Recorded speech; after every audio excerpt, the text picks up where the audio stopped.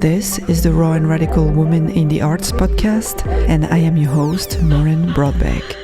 Raw, unprocessed. In each episode, we explore the mechanisms of identity, vulnerability, authenticity, empowerment, and social change through conversations with inspiring women who are making history and challenging the status quo in both the art world and in society. Radical rebel.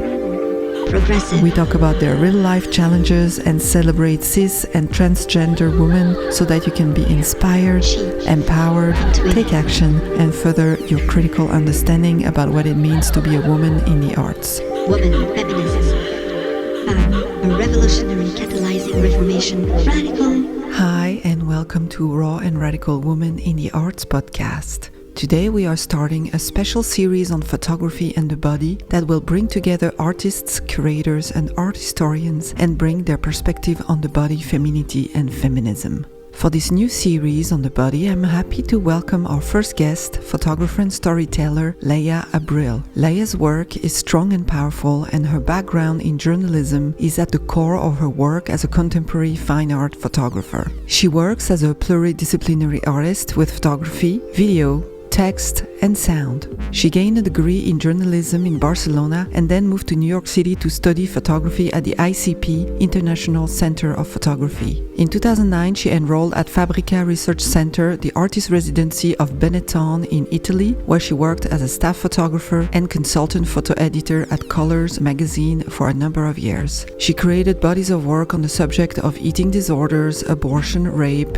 and other subjects strongly related to women, womanhood, and gender. Laia has received several awards and grants such as Tim Hetherington Trust's Visionary Award in 2018, Photo Book of the Year Award in 2018, the Hood Medal 2019, the Paul Hoff Award in 2020, and others. She exhibits all over the world and has various publications. She is represented by the Parisian gallery Les Filles du Calvaire. Please welcome Laia.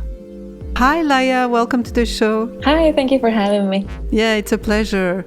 I wanted to see if we can start by you telling us a bit about your background and what got you into photography, because I know you studied photojournalism. So we were wondering when you first got interested in photography and when you decided to become a fine art photographer and operate in the world of fine art photography.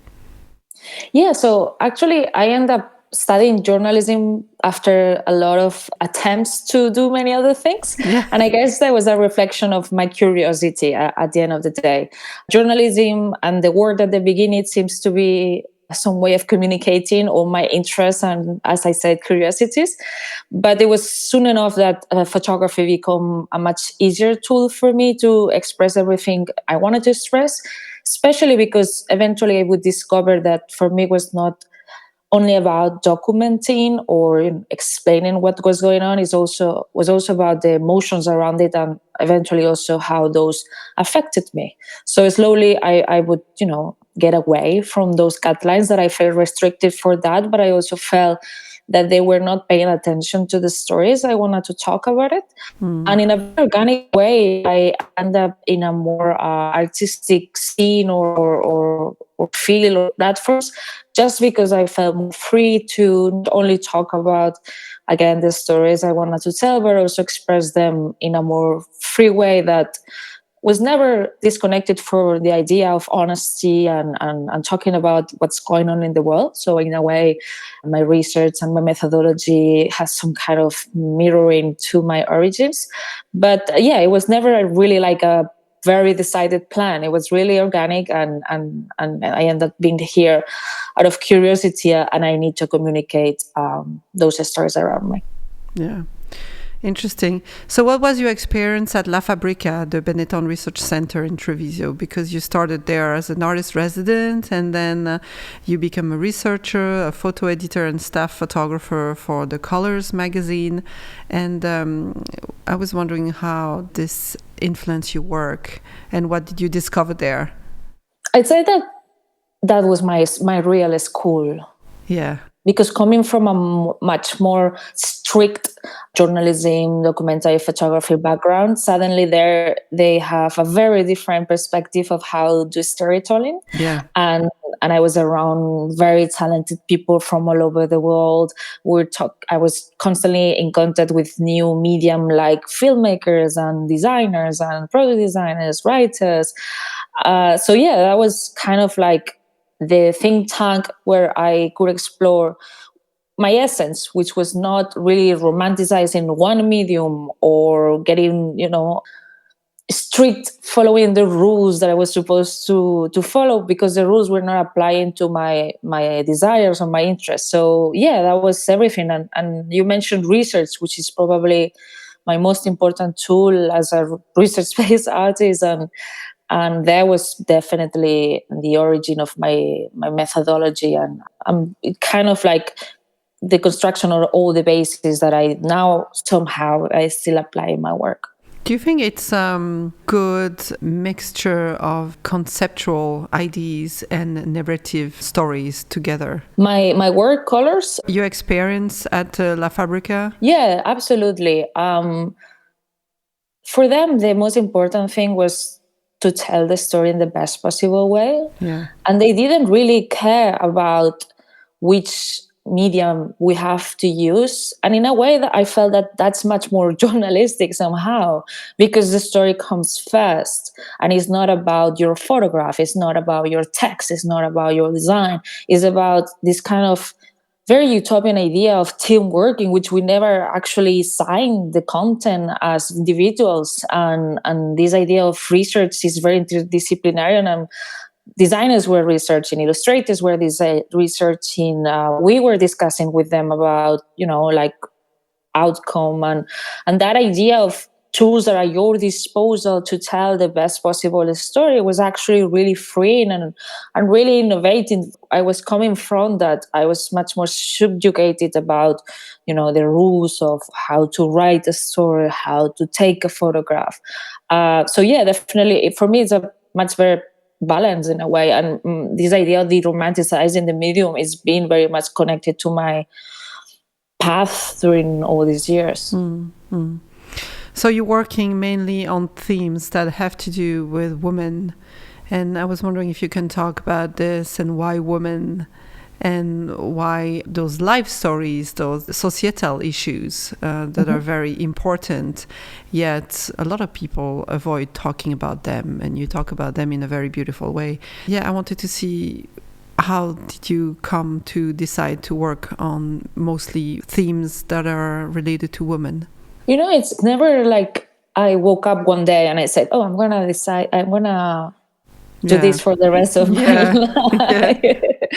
It was more like everything I was exposed to in terms of ideas, in terms of what's important, in terms of daily life, storage, philosophy, sociology, everything never really resonated to me to the level of who I was, because I didn't feel represented. I didn't even understood or knew about the word represented at that time. It's 2004, 2005 when I first started studying. But when I felt this kind of like vibration inside of me, I want to tell this story about these two lesbian young women in Brooklyn that they cannot marry because there is no homosexual gay marriage yet.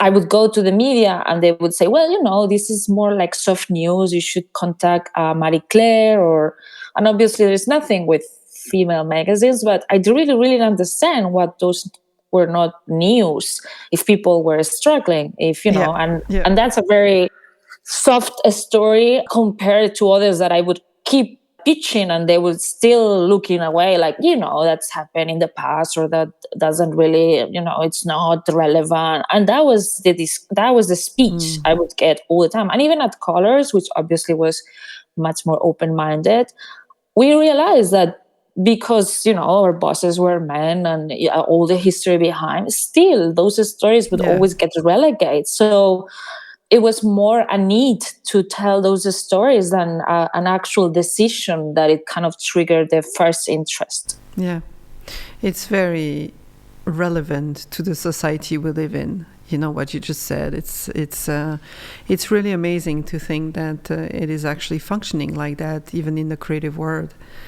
You're using photography to tell really difficult real life stories of women, and you work on themes such as the eating disorders, rapes, abortion, and all the consequence they bring to women's life and the people around them. And you are confronting straightforward the most difficult challenges we face in societies in regards to women. So your work is very close to reality, but you always take a very beautiful narrative angle to it. I was wondering how you would define the relationship between your work with reality and the real life stories. I guess this is one of the things that evolved the most. First, with the eating disorders, I was much more close to documentary photography back then. Yeah. And what is interesting is that those are probably the stories more connected to my reality, but also are the stories that are farther from my perspective because I was coming from this background in journalism. So it took a long time as well to me to understand that I am an important part of the story because I'm telling the story. Yeah. And now they are more like, in a way, the journey of researching and going through all that dark pain is kind of a performance, like very lonely performance in a way. And what I put together and I offer is a kind of like a view of my reaction to that research. So it's obviously connected to reality because those are real stories, but I am kind of a filter in many, many different aspects and different ways. And what you see is something that it's been, it passed through me. And with photography, my obsession was that I always wanted to visualize things that they were invisible. So my relationship with photography was always really hate love and very complicated because it's not the best to want to photograph something that is happened in the past. No one wants to see, it's invisible. But now we're in good terms. So The hidden realities, And so what is your methodology? How do you work? How do you pick your subject? And how do you build up your stories? The subjects come also organically. I think would be a little bit strange to pretend that I know which would be the third chapter when I'm doing the first one. If the interesting thing is that I am learning and changing through the process, and not only me, like the world has changed since I started. So I do create some kind of a structure so I don't get lost, like chapters and then umbrella titles. But then inside, I do allow the process to change myself and to propose itself the subjects. And they are also often triggered by something that happens somehow close to me. I mentioned with on abortion was an idea of restricting the law of abortion in Spain. And, there is always something that is the last, we say, la guinda del pastel, like the last thing that triggers the domino piece that makes you choose that. But I have dozens of projects just in the fridge to be wait to be told. That you want to work on. Yeah.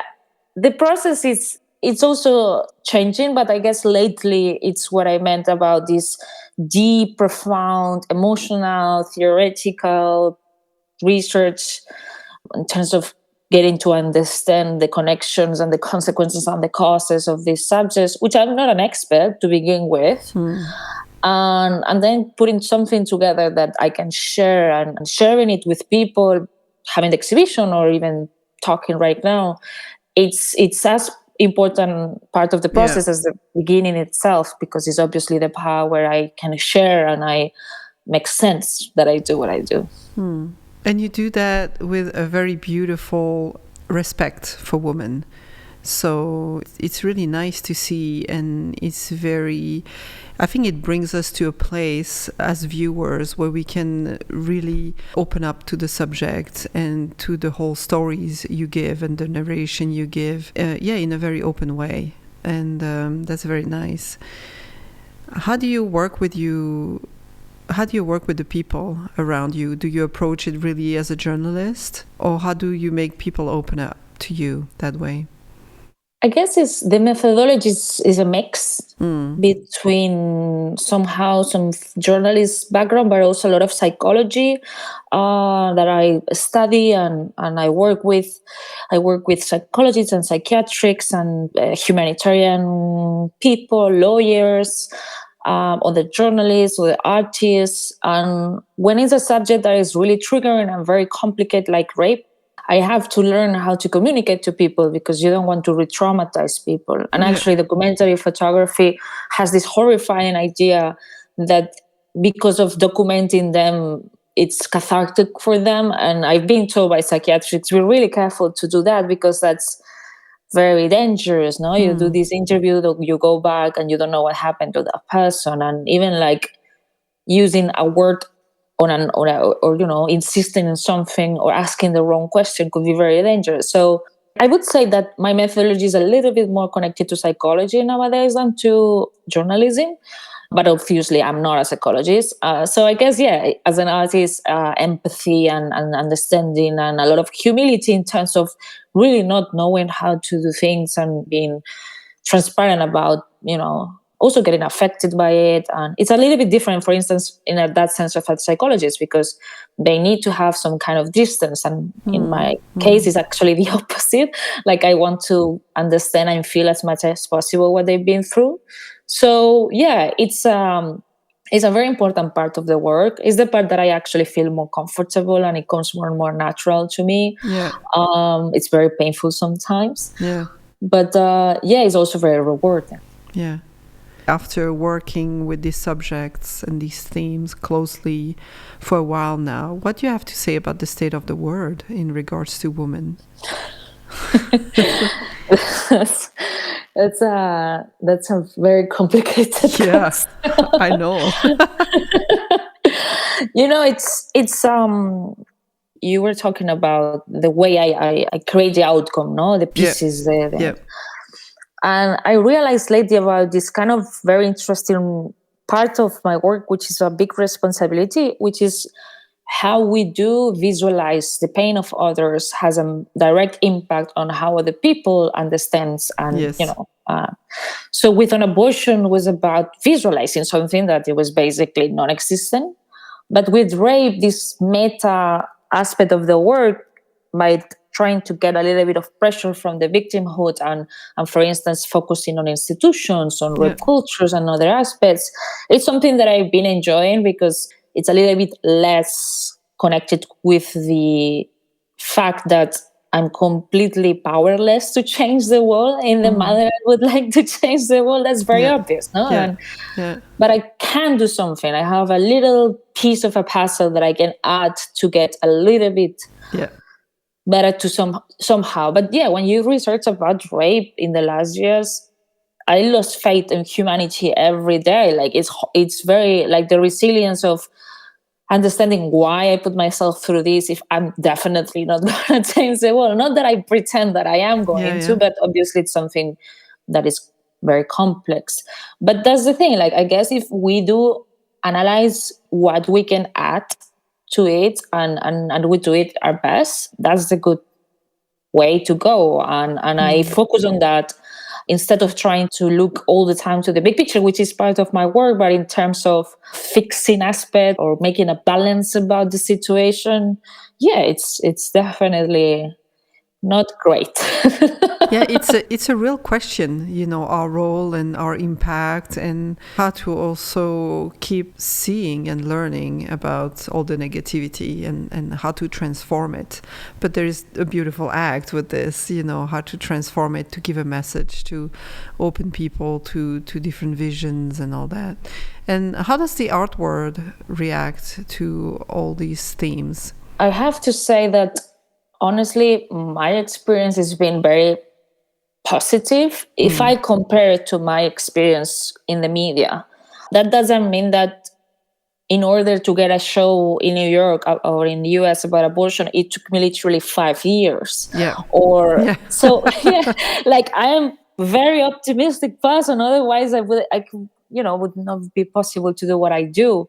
But it takes, it's extremely complicated and it takes so much work and effort. But But I'm so extremely grateful for the little opportunities that they become so important, no? Like to have the first show, Yeah. to have the support of people be coming to the show, or, get it into this and that. And those small supports are the ones that make everything possible. But yeah, obviously people are scared Yeah. of losing funding, or by showing something uncomfortable, of people getting, upset with them, which happens, especially with an abortion. Mostly the backlash would be towards institutions, except only to me, which I thought was going to happen more.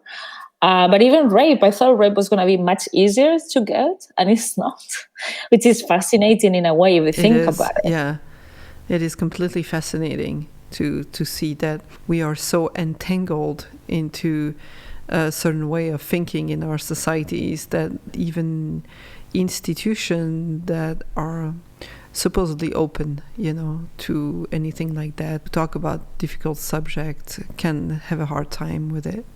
Yeah. Yeah, absolutely. Like the politics behind abortion are polarizing, obviously more in some countries than in others. So I can expect some issue. But some things like feminicide or rape, which it should be black and white in a sense of, you know what I mean, in terms of being supportive, politically speaking. Yeah. Which is obviously not. Like I'm pretending it should, and then I have a Spain, or you have Italy this past week, and of course but it should at least. Yeah. Wow. Oh, yeah, interesting. I wanted to see if you want to talk about a specific series you're doing. Is there one you prefer to talk about than some other? I mean, I'm happy to talk about anyone, but maybe it makes more sense to talk about the recent one that is been shown at Le Loc, maybe. Okay, also because it's the one that I haven't really talked much, so it's nice so yes. to... So you have a show right now at the Musée des Beaux-Arts de Locle. Tell us about it. So that's the second chapter, and we released it just before the pandemic, January 2020. So it was a little bit interrupted by, this massive issue that happened. So it's been interesting also what I mentioned before, like because I'm working now on the book. The book should have been released before, but I always like to see how people react to the work before publishing the book, because I want to understand what I've done, how they see it, and obviously because COVID is being complicated to be looking at people in front of work because of the lockdowns. So it's incredible for me being able last week to be there and to see people, and it's a very special installation because if I can say that it's something different from the previous ones, is that it's trying to work on the social accountability in a much more precise way, as you mentioned before, like this idea of having in the room these testimonies talking about how institutions have failing them after getting raped. It's not about they being raped, it's about how all institutions fail them and allow this thing to happen, and we are part of the problem. So we are standing in front of the pieces, we are standing in that room, and it's this social accountability concept, and in the same time switching the focus from asking continuously to women and people who have been raped to provide evidences and being completely responsible about it. And I had a feeling that we need a break. And to be questioning even in the horrifying moments like that. So it's all about that. It's about sharing those reactions that I mentioned, but especially that part of the installation for me was very, very important, and it's very special to have some, to have an institution and to have a curator and to have people behind who is brave enough to show that, because it's uncomfortable. For our listeners, you are talking about your project, A History of Misogyny, and this is the second chapter on rape. I just wanted to make this clear. And in this series, you're showing objects. Can you talk about these objects and why you decided on these specific objects? The project has few parts. The installation I mentioned, it's a series of dresses, outfits in real size that they represent the institutions behind that crime. So it would be wedding dress talking about the situation on rape within the marriage. It could be around the church, it could be around the military, the school, all these different institutions that they're very much linked to rape culture. And it's this idea of holding them accountable. Yeah. In this particular case, is trying to understand where all these things come from. So the origin of the rape culture. So you have to go back to the Bible. You have to go back to a lot of myths and misconceptions that they were born across history and held by authorities that we still have in the speeches of our judges or doctors or politicians often. So objects are visual metaphors that allow me to talk about loss or miscarriages of justice or the different aspects of the gender dynamics that create the situations in the current times. But every piece has a completely different approach. Each series inside the project, reflection and reaction and methodology. And I guess there is one that it could be really, for me, it's very heavy to talk about it, but it's also it resonates with what's going on right now in France, for instance. I mean, it's everywhere, which is a piece that I collect 4,000 portraits or 4,000 priests and other kinds of religious authorities in the Catholic Church who had been accused or prosecuted by rape or minor abuse. And it's a piece that is at the end of the show, and you can't really see them. So it's about the whole system, no, and visual reflections on these aspects that are important for us to reflect and not forget and connect with the rest of the stories that you can find in the room. I wanted to talk about this image, the chastity belt, because it's such a violent piece in a way. It almost, when you first look at it, it looks like a torture kind of tool. And so I was very intrigued by it. And it represents so much. There's so many symbolic to it. I think it's very important. The chastity belt is a very interesting image because there is some theory behind that they actually never existed in the medieval times. So it's a whole interesting confusion about a concept that pretty much existed with this idea of controlling sexuality and virginity. It's been said that it was used by the husbands who would go to war to be sure that women would not be raped by other men or, having sex with other men. Yeah. But what I find is interesting is there is something called rape schedule, which is the different rules women follow by themselves in order to not get raped. Like, for instance, not walking alone at home at night or, not wearing a specific kinds of clothes.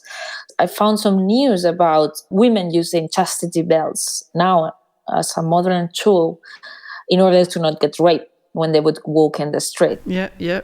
That's true. So this whole idea about how to avoid it being also part of, our own responsibility, it was something that, we know about it, but the origin of it or the deepness of it, it really shocked me and fascinated me. In the show, you find a lot of pieces that are pretty much connected to this idea of fake virginity and all those myths around Puritanism and around how that is actually a good, no? And originally how women's virginity would come from the parents' family property and it would pass to the husband property. And the idea of rape, it was always punished in the sense that you would be stealing other people's property more than you would be hurting a woman.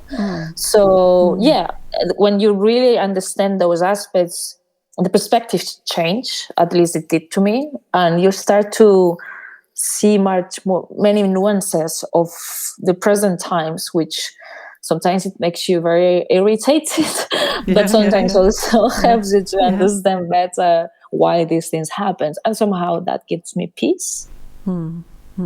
Any ideas on directions that should be made by museums or art institutions to improve and bring forward social changes? It's very complicated times when we talk about deconstructing these colonial gaze or patriarchal gaze, or we're talking about race. Like, it's a very interesting moment, but also very complex. And I would only say that would be very interesting to not only pretend that we are getting engaged with these subjects, because it's very easy to put together a roundtable about women photographers, or to, which I'm not saying is not good. I definitely think it's important in some part of the process. But okay, what's next? No, and now we understood that a part of the assignment, and now I want to see and to hear real conversations about uncomfortable aspects of it, and I think that's the only way. And I understand people, not even myself, can be handling all this discomfort and pain and uncomfortability constantly, and I'm not saying that's the way to go. But as an institution, we should, or as an artist, or we should be able to provide that deepness, and not only getting on the surface of pretending that we are politically or socially engaged, and be brave and stand together when, funding doesn't want to come to support that, or I understand it's not as easy as me only like wishing it, but that would be my wish. Like, like not only pretend. I think this is sometimes what is lacking the most, is this connection and this support, and how to come together. None of us can really change one thing just by ourselves. We need to be together, and this is why it's so important to discuss this subject, because it also brings perspectives and ideas and new ideas to many people. I think there is one thing that it could be interesting, that I'm getting very interesting questions from students about how to handle in the future representation and telling other people's stories. And my answer is obviously is a little bit more complex, but at the end of the day, I think the most interesting, important part is that we don't know. Like, we should be okay with be flawless about it. Like, it's not like we used to do it terrible and now we have to have the perfect solution, because we're going to get back to the same problem. And, with this cancel culture and all the stuff around we don't know. And probably there is no one answer. So I think we need to be a little more empathic and flexible with the idea of this is going to take a long time. Otherwise, it's going to backfire, and, and it's not going to help us. It's messy, it's dirty, it's complicated, and we should understand that. Yeah, it's as complicated and difficult as the subject it raises and the themes it raises. It's not something we can completely put apart, right? So do you have any advice for young artists or professionals in the arts to fight against this inequality and to be more empowered to really take action? Sometimes it could be something really small. Like, for example, when I am the opportunity on the platform to talk about other artists, I'm obviously very much aware. I'm pushing for talking about female artists that, so I've never literally got exposed to one when I was studying. So, that's my thing. But then, it took me a long time to know one female name. It's incredible. Yeah. I take the opportunity, since I'm assuming and I'm not saying I only do that. Obviously, there's an incredible male colleagues doing incredible things, so those are there too. But I do try to, kind of make a balance. But then I realized I talk a lot about Latin American artists, because obviously I'm a little bit more connected to that, and they are fascinating and really like them. But I didn't really know, for instance, much about African artists. So I decided to get educated, research more, find them, and bring into my syllabus or whatever, to my conference or things like that. So it's honestly things as little as those that it can really make a change. Like people who would never be exposed to this kind of problem or this kind of diversity or this kind of reflection. And that's not that complicated. Yeah, that's great. And I think it makes it also so much more exciting to open up to the world and see what other people do and the different cultures and the different, because no matter what's happening and no matter the stories, there is something that connects us really all on the same level. And that's really cool. Yeah. Absolutely. Yeah. And as a student, you have a world of discovery beyond, the 5 people I tell you or someone told you. And I think I would have enjoyed and I would have grown much faster if I would have been exposed sooner to other kind of practices and people. So I would say do that, which is a nice thing to do. Yeah, great. Well, thanks so much, Laia.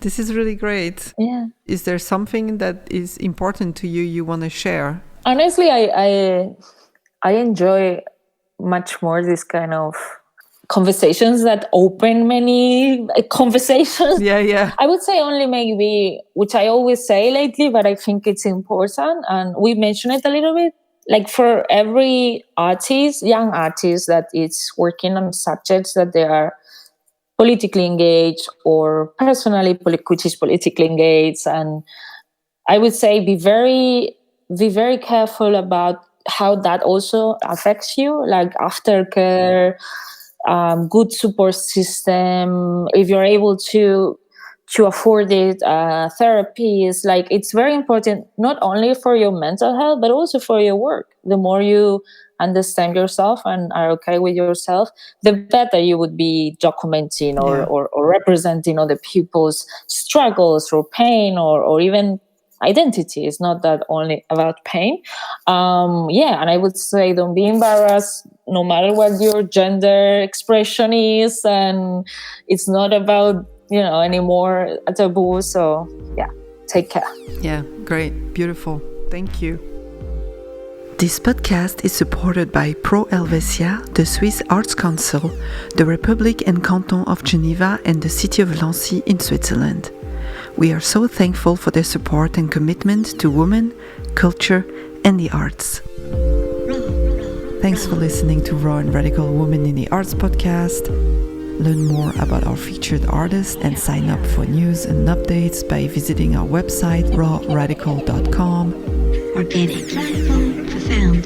Please consider leaving us a comment and review on your preferred podcast listening platform to help others discover the show and take part in this global dialogue. She, intuitive. I am Maureen Broadbeck, and until next time, keep the dream alive. Woman.